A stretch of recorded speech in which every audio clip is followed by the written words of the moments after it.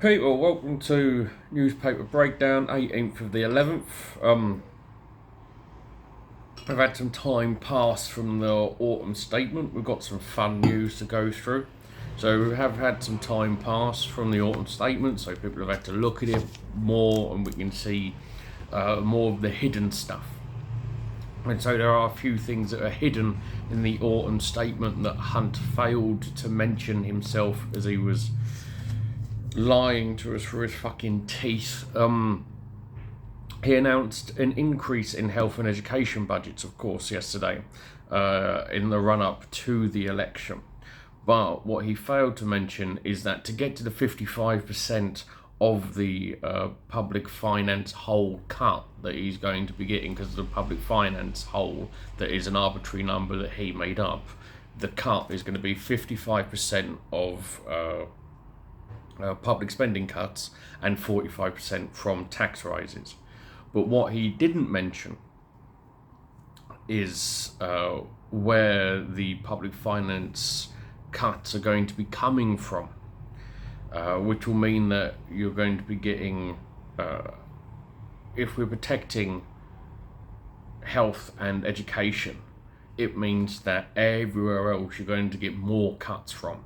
And he hasn't mentioned where any of these cuts are going to come from. The Treasury officials have confirmed details on all cuts will only come out after an efficiency review, which is conducted and only announced at the next spending review.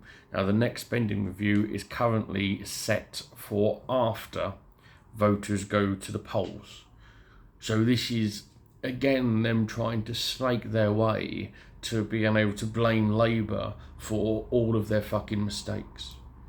Because they want to keep it as much as saying, oh, we're still good, we still know things, look at us, let's look after us. Come like the fucking child catcher holding a lollipop in front of you as you're salivating because the idea of not being buggered by an arsehole is beyond your capabilities. Tax burden overall is going to be the highest since World War II, of course, mentioned that yesterday, and we are set for the biggest ever fall in living standards on record. But do not forget, have that little lolly. I'm not sure what more the Tories have to do for even Tory voters to be, this is a bit too much for me. Actually, no, because Tory voters are not caring about any of this. If you're poor and you vote for the Tories, you deserve death anyway. That's it. If that's your fucking conception, if they're screwing you over every time you're still voting for them, you deserve death. That's it. You can't be helped. You simply cannot be helped, nor do you deserve help. You do not deserve a fucking thing. If they're all rich and voting for the Tories because I'm fine, then I truly do hope that if anything ever goes wrong for you, no one is there to help you. I really fucking hope that you are lost in a fucking field of hopelessness. You are calling out for help and no one is there to fucking hear you. Just everyone walking past you going, well, I'm fine, so I don't need to help you. Tedious pricks. There's one of the things that were hidden in the autumn statement is that the surcharge on bank profits will be cut from 8% to 3% next year. So more than £1 billion in tax savings for banks every year. Why? What is the fucking point? What? There's no point I can say for that. Banks aren't struggling. Last time banks struggled, it was us that fucking helped them. And now, you got Jeremy Hunt, we're all in this together, lads. Oh, this is a compassionately shared pain. We're all in this together, except the rich. They're on their own. Leave them. Stop asking about them. No, we're in this together.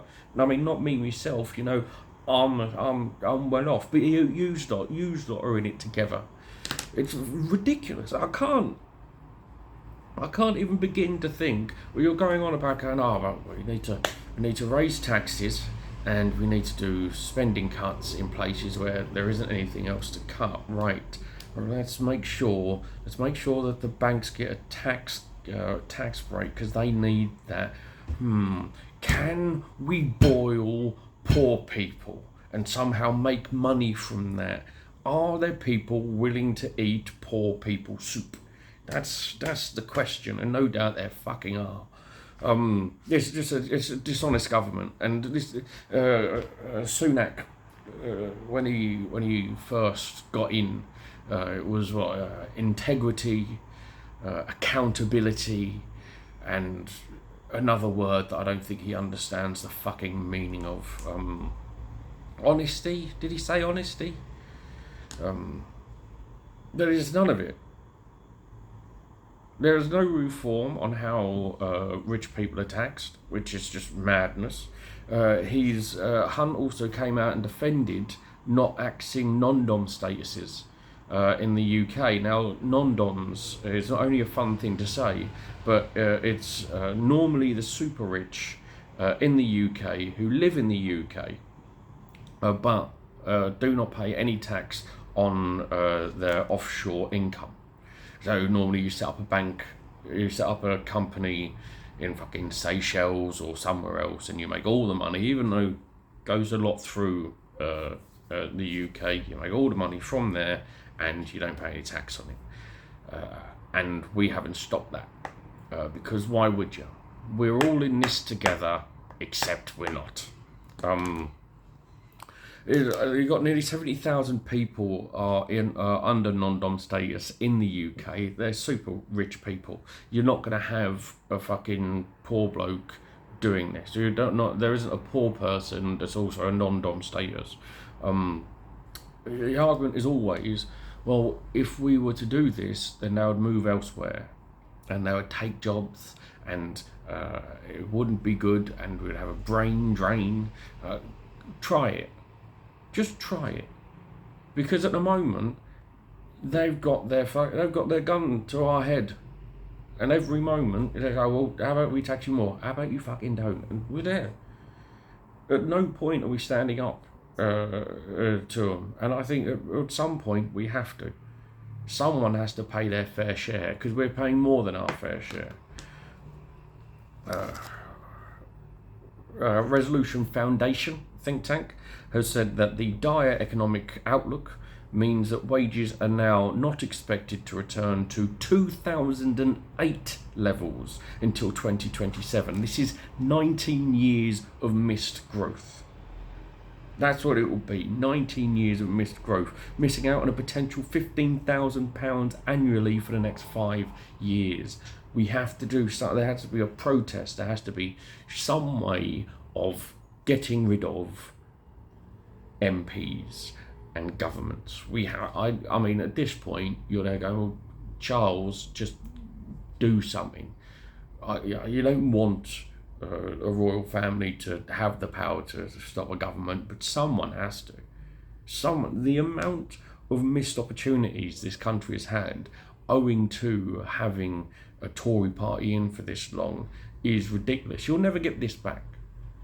Well, I mean, in 2027, we're going to get to a point where we're now hitting the same area that we were 19 years back. It's fucking ridiculous. Over to another cunt, Boris Johnson. Boris Johnson has updated his register of interests, which all MPs have to do every 28 days. It shows that he travelled to Montana for a business meeting on the 11th and 12th of October. Murdoch, that's Rupert Murdoch, the parasite, the cancer of the world, Rupert Murdoch, or one of the many cancers of the world of Rupert Murdoch. He covered Boris Johnson's air travel inside the US and provided him with two members of staff with more accommodation and hospitality, with the estimated value being £11,559. Does not say who he met in Montana, although do reading on it, supposedly Murdoch purchased a place in Montana last year. the question is always why. That's the question you have to ask about this. Why would they do it? What are they getting out of it? That's Murdoch, of course, not Boris Johnson. Boris Johnson is corrupt. That's it. He's a corrupt human being. He is a corrupt politician. He's a corrupt amoeba. There's no fucking plus point to him. That's why he done it. He likes money. He is corrupt. He's purchasable. You can purchase him easy. He also spoke, Boris Johnson spoke for 30 minutes and did a fireside chat for 45 minutes at an insurance conference for £276,130. This is when he should have been an MP, which he was actually voted in for and is still getting paid for. Transport and accommodation were paid by the insurance conference, of course. Once again, we have to get rid of MPs. We have to sack them. You have to be able to sack them. There has to be a fucking employment contract that they sign. Surely, gross misconduct, something. He also got $3,500 worth of accommodation for him and his family, paid for by a Tory donor, Anthony Bamford, who was a pro-Brexit dipshit, and also covered the costs for Boris Johnson's wedding reception in July. This is the thing. I see conspiracy theorists, and they're always looking to find this secret to the world, the Illuminati. Oh God, where are they hidden? It's not hidden. It's there. It's there, written in the fucking register. It's there. It's literally, you can look it up, and it shows you. Because it's not the Illuminati. They're not hiding. The majority don't have to hide because we do nothing about it. MPs can still have second jobs. We do nothing, absolutely nothing about it at any point. And if Starmer gets in, I still doubt anything will happen. I still doubt it. Have a bit of good news. Over in COP27, the EU has agreed to establish a loss and damage fund, creating a fund to help developing nations tackle the effects of climate change. Is very good news. We're coming towards the end of COP27 and it was a stalemate. Nothing was happening. So EU doing this is actually quite a big deal. We are still waiting on the US and China, who are against it, and it's always the claiming of, we don't know how the money's going to be used. It's not going to be used to give money to fucking, it's going to be used to try to help people. That's a good thing, but pissants like the rest. Talk about America and their pissantness. Saudi Crown Prince Mohammed bin Salman has been promoted to the role of Prime Minister in Saudi Arabia, which has led to the Biden administration telling a US court that he should be given sovereign immunity in all civil cases involving, and this is predominantly for a civil case involving the murder of journalist Jamal Khashoggi, ending the last-ditch effort to hold him to account for his actions. Of course, this was the murder of a journalist. All evidence pointing to Mohammed bin Salman requesting it, shall we say. And now that he's Prime Minister, the US have said, we can't touch him now because the rich get away with everything. And there's more of us, though. We could, all of us, stand up together and fundamentally change the world. But we won't.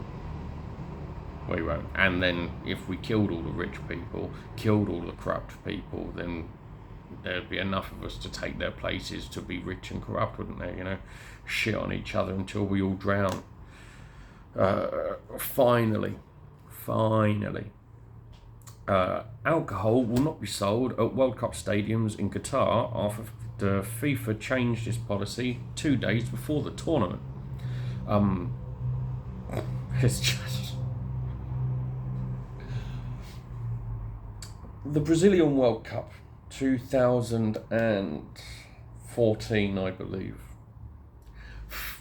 Before the World Cup, it was illegal to drink in stadiums because of the violence that it created. So it got so bad, the violence over in Brazil at football matches, that they actually changed the law to ban alcohol being sold.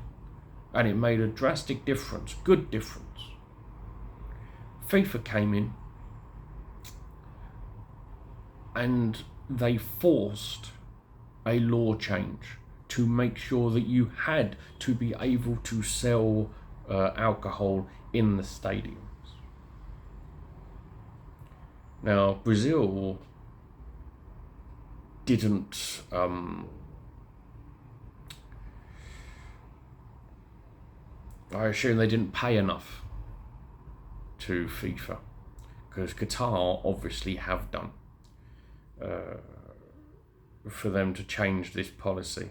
It'll be interesting to see what Budweiser does, because Budweiser, I mean, you could argue that it's not a beer, but I don't think Qatar will see it that way. But it will be interesting to see if Budweiser decide to hold FIFA account for that. But we shall see. Anyway, as always, I do not do this shit on the weekend because I don't want to. And I will speak to you on Monday. Have a good weekend. Bye.